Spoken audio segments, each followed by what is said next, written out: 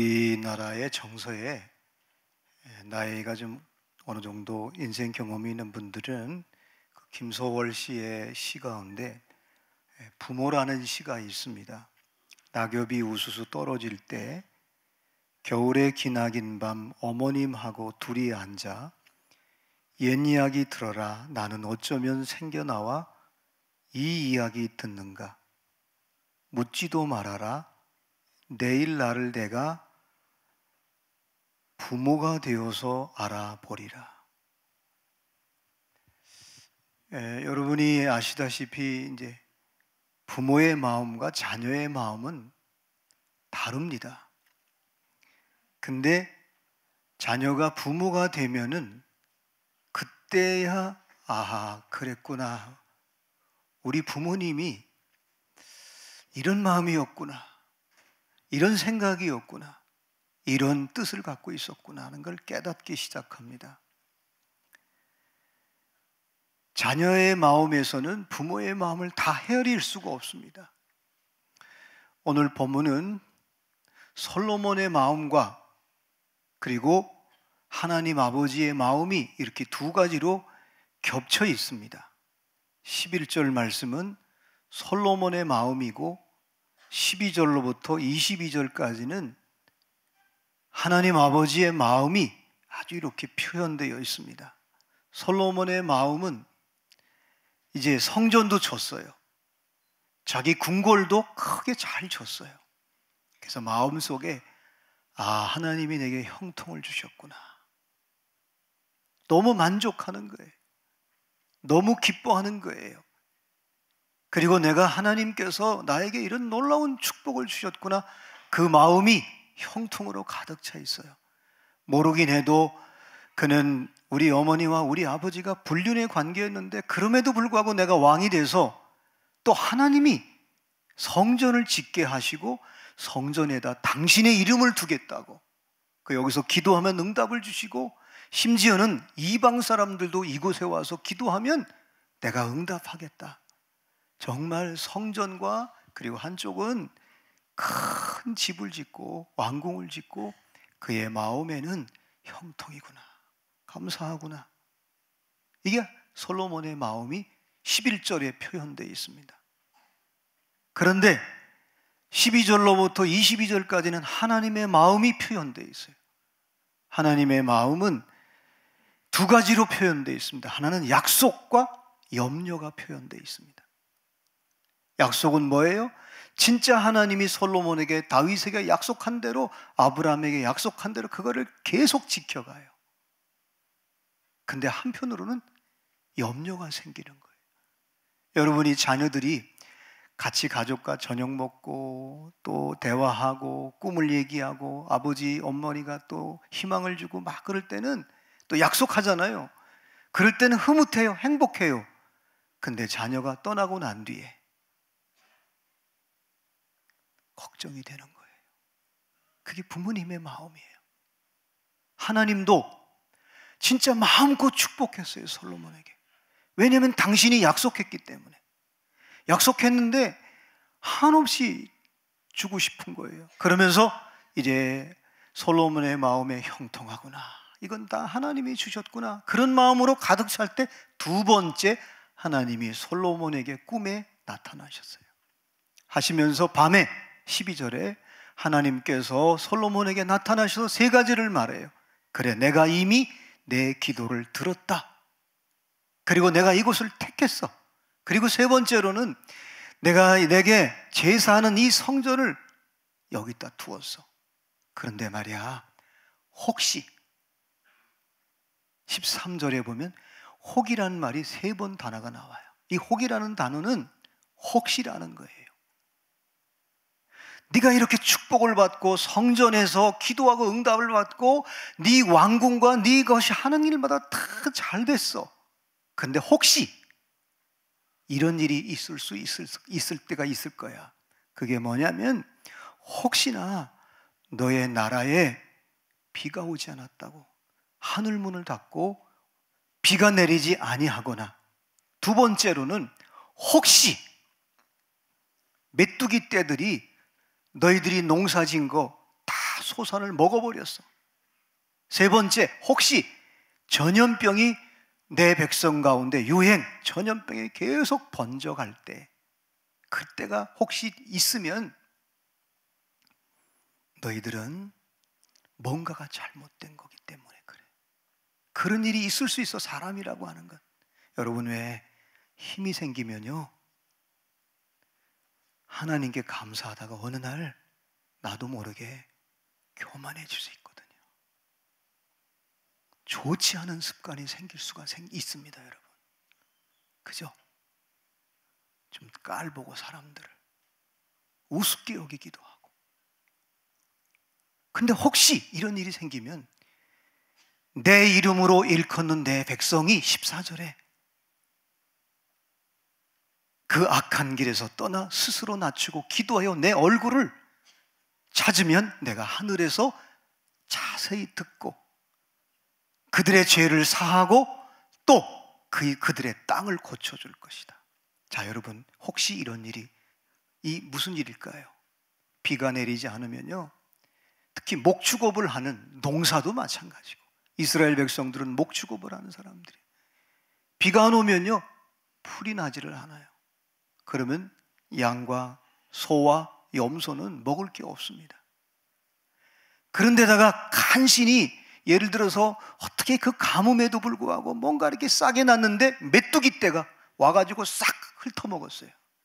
몇 년 전에 왜 중동에서 12cm 되는 메뚜기가 갑자기 메뚜기 떼가 나타나가지고 그 지역에 농사진 거를 그냥 순식간에 핥아먹었어요. 자, 이상하게 여러분, 올해도 보세요. 너무 가물어가지고 이 가을 단풍이 우중충해요. 그죠? 이 세 가지는 특히 여러분, 이 전염병은요 인간의 힘으로 막을 수가 없어요. 그래서 우리는 경험했잖아요. 메르스를 통해서 우리가 진짜 인간이 대한민국의 마비가 돼버리는 거예요. 정부도, 그리고 이 종교도 해결이 안 되는 거예요. 전염병은 무서운 거예요. 여러분 알다시피 이 고대의 역사에 보면은 전쟁도 하지 않고 적군이 쳐들어오지도 않은데 그냥 아주 고도에 발달된 문명이 그냥 무너진 나라가 있어요. 잉카 제국의 마야 문명이라든가, 우리가 가까이 있는 캄보디아의 크메르 족속, 이 앙코르와트에 가보면 이건 7대 불가사의예요. 근데 전쟁에서 무너진 게 아니에요. 그냥 무너졌어요. 역사가들은 말합니다. 전염병 때문에 순식간에 그 나라가 무너졌다는 거예요. 자, 여러분, 이 세 가지, 하늘에서 비가 안 내리는 거, 우리 인력으로, 사람의 힘으로 비를 내리게 할 수가 없습니다. 메뚜기 때 한 번 쓸고 가면 다 갉아먹습니다. 사람의 힘으로 막을 수가 없습니다. 전염병 못 막습니다. 자, 이런 때가 오면 혹시 너희들이 14절에 내 백성이 내 이름으로 일컫는 내 백성이 뭐가 잘못됐는지를 알고 내가 하늘에 비를 내리지 않고 메뚜기 떼를 통해서 그나마 농사 지은 거를 풀을 다 갉아먹고 거기다가 전염병이 왔을 때 너희들이 한번 생각해봐라. 왜 이런 일이 있는가? 그건 하나님이 하는 일이에요. 그래서 이건 하나님의, 돌이키면 내가 다시금 너희들의 죄를 사하고 그리고 너희 모든 땅을 내가 고치겠다. 이건 하나님의 약속이에요. 근데 하나님의 염려가 있어요. 염려가 뭐냐면 다윗에게 얘기했어요. 솔로몬이 다 알고 있어요. 다윗에게 한 언약이 있는데 율법을 지키고 율례와 법도를 지키면 내가 이렇게 축복하는데, 만약에 너희들이 하나님을 떠나면, 나를 떠나고 다른 우상을 섬기면 그때는 내가 어떻게 할 수가 없다는 거예요. 여러분 아는 대로 이스라엘 백성들이 그런 일이 여러 번 있었어요. 그래서 이스라엘 백성들을 선택했잖아요. 뽑았어요. 뽑았는데 오늘 뭐라고 그래요? 다시 취소, 뽑아내서 이방 땅에 흩어버리고, 또 하나, 내 이 성전 내 이름으로 여기 와서 이름을 여기다 둘 텐데 여기서 기도하면 다 응답을 줄 거야. 근데 내가 그 성전을 부셔버릴 거야. 헐어버릴 거야. 그래서 너희들이 비가 내리지 않고 전염병이 나고 너희들이 사방으로 흩어져서 사람들이, 주변 나라 사람들이 뭐라고 말을 하느냐면, 야, 어떻게 된 거야 이게? 그렇게 물었을 때 걔들 하나님 버렸어. 하나님 버렸더니 하나님이 흩어버렸어. 속담거리, 다른 나라 사람들이 이야기거리가 될까봐 하나님이 염려하는 거예요. 근데 그 염려가 그대로 왔어요, 이스라엘 백성들에게. 여러분, 오늘 저는 저와 여러분이 이 말씀을 같이 들으면서 이 민족을 지금 보는 거예요. 우리 장로님께서도 대통령을 위해, 지도자를 위해 그렇게 기도했는데 지금 전 세계의 이야기거리가 돼버렸어요. 그럼 어떻게 해요? 이 땅은 지금 마음들이 전부 황폐해졌어요. 근데 하나님은요, 우리 민족을 사랑하셔서 5,000년 동안 가난했던 민족이 하나님을 섬겼어요. 하나님을 의지했어요. 하나님께 눈물로 기도했어요.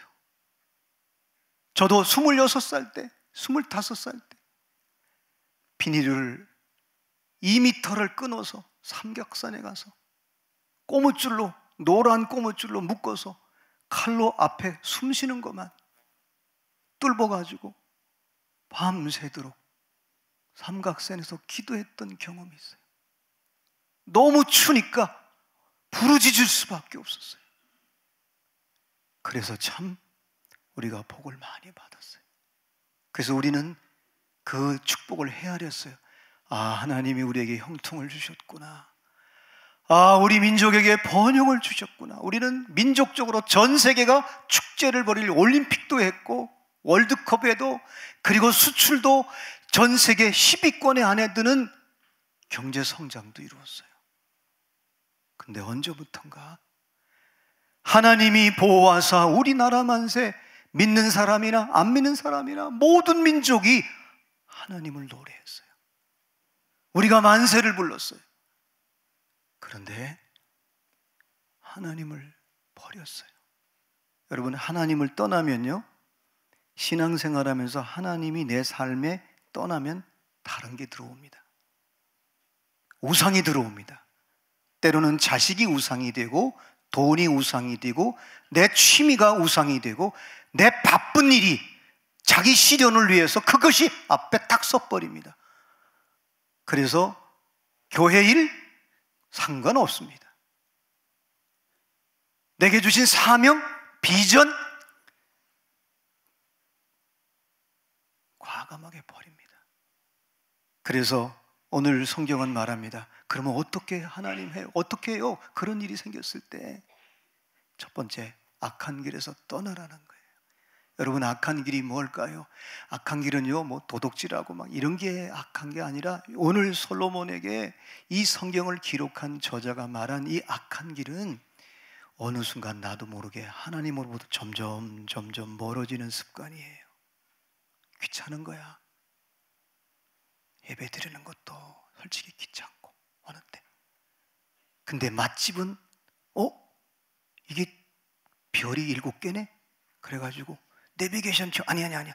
핸드폰에 요새는 더 빨라.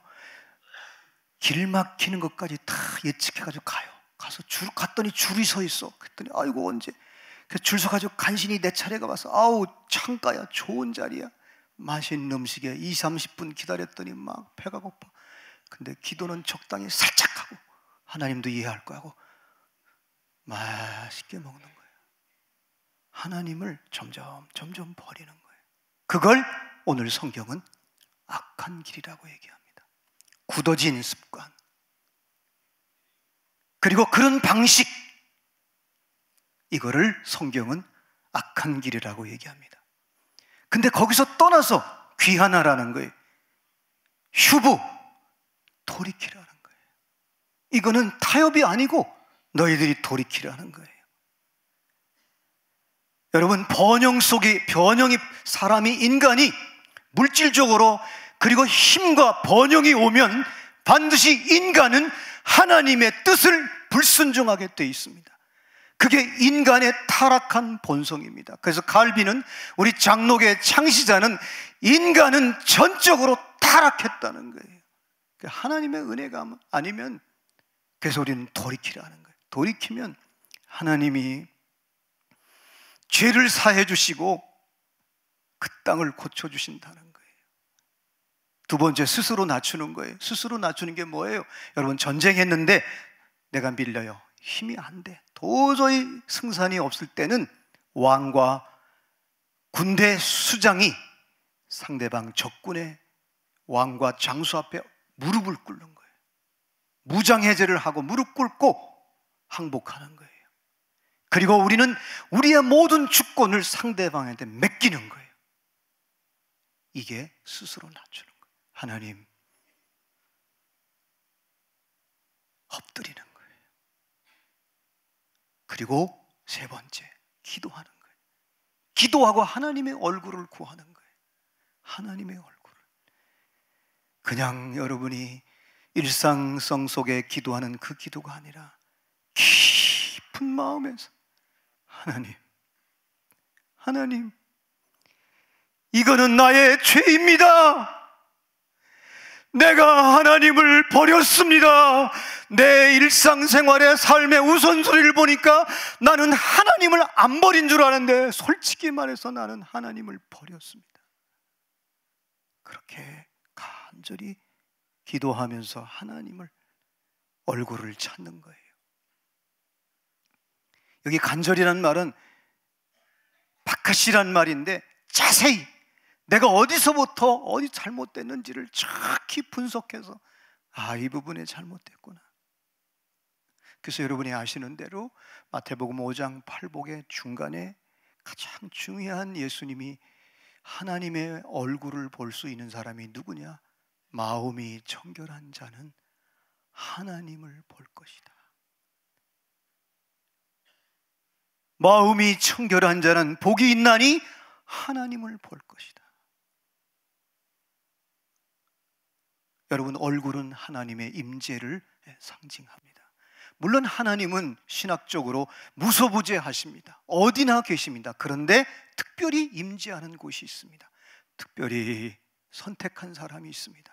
특별히 하나님이 솔로몬에게 왕궁도 줘주고 성전도 주어서 성전에서 내 이름을 거기다 두겠다. 네가 전쟁에 나갈 때, 강대국들이 쳐들어올 때 내 이름으로 여기서 기도하면 내가 너에게 승리를 주겠다. 형통의 복을 주겠다. 하나님이 약속하셨어요.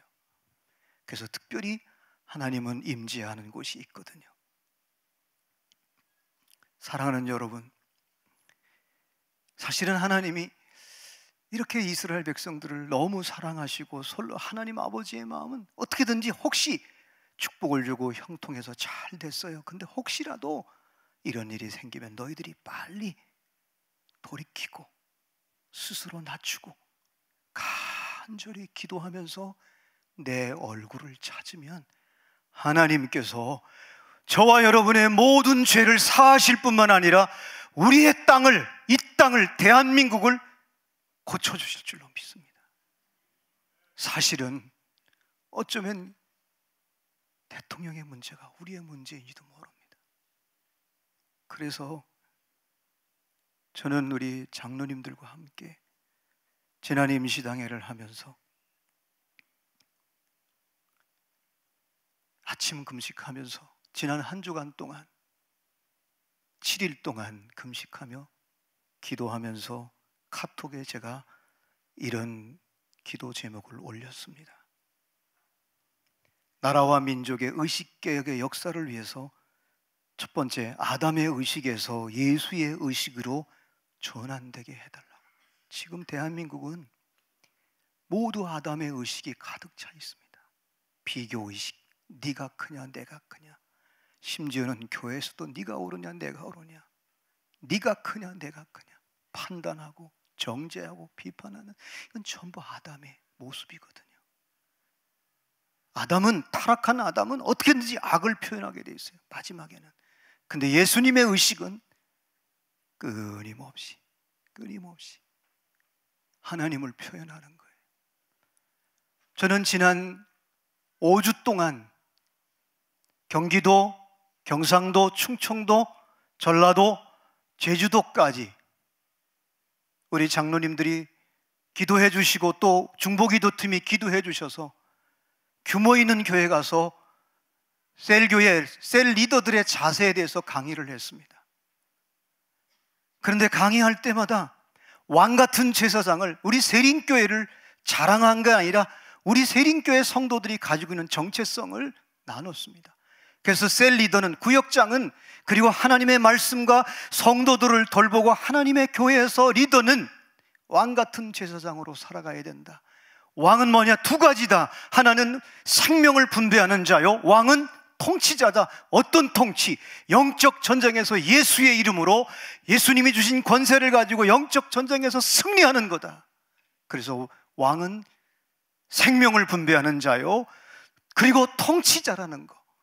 제사장은 연약하고 무너진 데 가서 하나님과 결별되고 무너진 그곳에 중간에 서서 하나님, 이 문제를, 그래서 가교 역할을, 중간 역할을 하는 것이고, 또 하나는 백성들이 셀 식구 가운데, 구역 식구 가운데 나라와 민족의 지도자들이 죄를 질 때 지적하고 판단하는 것이 아니라 그들의 죄를 내가 회개할 때 하나님께서 그 기도를 들으시고 응답하셔서 내가 회개할 때 그 사람의 잘못됨과 정죄하고 판단하는 것이 아니라 그거를 회개할 때 하나님이 나를 통해서, 마치 모세가 하나님, 내 이름을 생명책에서 기록해 주십시오. 차라리 이스라엘 백성들이 범죄할 때, 하나님이 심판하려고 할 때 안 됩니다, 안 됩니다. 이들을 하나님이 심판하면 이야기거리가 됩니다. 속담거리가 됩니다. 왜?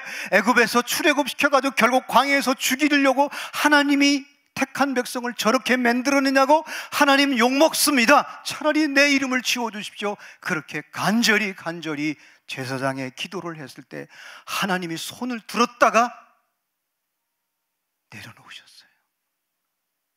어떤 목사님은, 우리 교회 2배 되는 목사님, 이런 얘기를 하더라고요.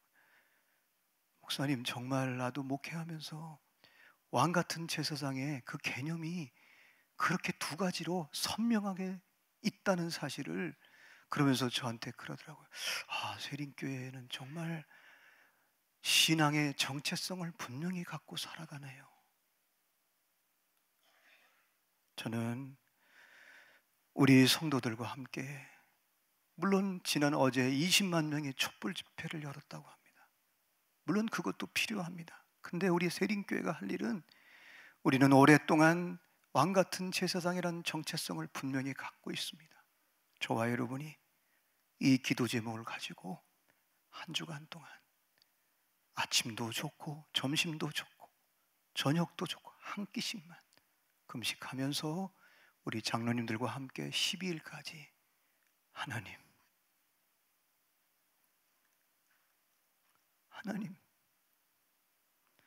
내가 하나님을 떠났습니다. 내가 하나님을 섬기는 것 같고 신앙생활하는 것 같지만 나는 거치대가 많습니다. 내가 하나님을 떠났습니다 할 때 진짜 떠났던 내 자녀들이 신앙생활에서 다시 돌이킬 줄로 믿습니다. 내가 떠나면요, 타분합니다. 아이들은요 예민합니다. 안 보는 것 같아도요. 여러분이 그렇게 기도할 때 대통령을 위해서 우리가 먼저 회개하고, 그렇게 할 때 하나님이 우리를 고쳐주시고, 이 나라 백성들, 가난하게 사는 사람들 어디서 위로받을 수 있겠어요? 상처 이거 오래 갑니다, 여러분. 이럴 때 우리가 함께 기도하면서 오늘 주시는 말씀처럼 내 이름으로 일컫는 내 백성이 악한 길에서 돌이켜 스스로 낮추고 기도하며 하나님의 얼굴을 구할 때 하나님이 우리의 죄를 사해 주시고 그리고 그 땅을 고칠지라. 얼마 전에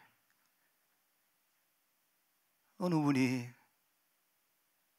몸이 망가졌어요. 근데 어떤 분이 그 말을 하는데 마음에 얼마나 마음이 아픈지, 하나님의 승기를 죽이려고, 그분의 표현은 지랄 같은 승기를 죽이려고 하나님이 암이라는 병의 선물을 주셨다고. 사랑하는 여러분, 저와 여러분의 신앙생활을 뒤안길에 그래도 좋은 이야기거리를 남겨야 되지 않겠습니까? 아멘. 저는 리더들 준원영 오랜만에 아카데미를 준비하면서 하나님이 그런 깨달음을 주시더라고요. 김 목사야, 내 때는 네가 준비될 때가 때야. 여러분, 하나님의 때는 내가 준비되면 그때 하나님이 일하십니다. 그리고 하나님의 일은 여러분 앞에 있는 사람을 세울 마음이 생기면 그때부터 하나님이 일이 시작됩니다. 성령님이 도와주시고 천사가 도와줍니다. 근데 만약에 여러분 앞에 있는 남편과 아내와 자녀들과 여러분의 영적 가족을 세우고 싶지 않고 세우고자 마음이 없으면 그때부터 악한 영이 우리를 흔들어 놓습니다. 근데 여러분의 아내를, 여러분의 남편을, 여러분의 영적 가족을 내가 저 사람을 세워야지, 하나님 도와주세요, 그렇게 마음을 먹고 의지를 가지면 그때부터 하나님이 일하시기 시작합니다. 그래서 저는 사역하면서 요즘에 깨닫는 게, 하나님의 때는 내가 준비된 때가 하나님의 때고, 하나님의 일은 언제부터 시작하느냐, 내가 다른 사람을, 내 옆에 있는 사람을 세우려고 할 때 하나님은 일하기 시작합니다. 여러분, 우리나라가 건강한 나라가 되고 이 위기를 벗어나는 게 우리 모두 소원이에요. 그렇다면 지금 여러분이 나라와 민족을 위해 또 내 삶이, 혹시 나는 알잖아요, 자신은 알잖아요, 내가 하나님을 안 버린 것 같은데, 교회는 다니는데, 예배는 드리는데 하나님을 내 삶의 우선순위를 두지 않는 거야. 지난주에 우리는 강균성 형제가 1시간 40분 동안 초신자들을 앉혀놓고서 아주 본질적인 얘기를 했어요. 근데 놀라운 것은 초신자들도 은혜 받고 이미 믿은 사람들도 은혜를 받는 거예요. 그 젊은 아이가, 그 가난하지만 전세방 살지만 그의 삶의 우선순위는 하나님이 제일 먼저예요. 교회가 먼 것이 아니라 집이 먼 거라는 말을 할 때 저도 충격을 받았어요. 그렇지, 맞아. 사랑하는 여러분, 나라가 어려울 때 저와 여러분이 내 이름으로 일컫는 내 백성이 그 악한 길에서, 우리는 언제부턴가 습관이 됐어요. 예배 시간에 지각하는 거 당연시 생각해요. 만약에 청와대에서 불렀다면 1시간 전에 갔을 거예요. 제가 우리 안동에 있을 때 우리 장로님이 청와대 초청을 받았어요. 양복도 해 있고요, 그때 직구도 좋은 거 사더라고.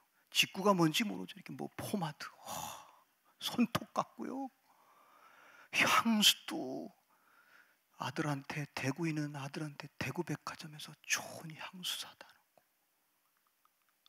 근데 못 갔어요. 사랑하는 여러분, 우리 장로님들이 한 주간 동안 이렇게 금식하며 기도한 들이 격려의 박수 한번 보내주세요. 그래서 제가 우리 교구장님들에게 매일 아침에 카톡을 보낼 거예요. 여러분, 교구장님들이 셀장님들에게 이렇게 보내서 이번 한 주간은 우리가 지도자에 대해서, 뉴스에 대해서 일단 판단 중지하고, 하나님,